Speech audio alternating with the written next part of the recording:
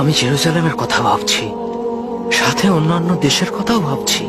পবিত্র এই জায়গার অধিকার সবাই চাচ্ছে। এরা জেরুজালেম ছিনিয়ে নেওয়ার জন্য লড়ছে, আবার অন্যরাও বলছে এটা আমাদের। সবাই এটাকে দাবি করছে, সবাই বলছে এটা তাদের। সত্যি তাই, মানুষের চাওয়ার কোনো শেষ নেই, কিন্তু আল্লাহ শুধু তার বিশ্বস্ত বান্দাদেরই এই জায়গা দেবেন। এটা আল্লাহরই অঙ্গীকার। দুঃখ পেও না, শুধু ঈমান ধরে রেখো। জোর করেও কেউ এই জায়গার মালিক হতে পারবে না।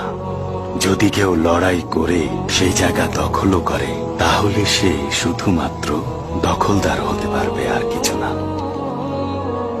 যারা এরকম কঠিন সময়েও নিজেদের রিপুকে দমন করতে পারে, জয় তাদেরই হয়। যে যত বেশি দয়াশীল হতে পারবে, এই পবিত্র ভূমি তারই। অন্যায়কারীদের যত খুশি অবিচার করতে দাও। ভালো মন্দ সব কাজের হিসাব আল্লাহর কাছে লেখা থাকে, যেমনটা হযরত ইউসুফ আলাইহিস সালামের নাম আল্লাহর বারাকাতে লেখা আছে। আমরা তাদেরই অনুসারী। ইনশাল্লাহ এফেন্দি, ইনশাল্লাহ। চলো এবার ওঠা যাক, অনেকটা সময় বিশ্রাম করা হয়েছে। জি এফেন্দি। আলেপ্পোর কথা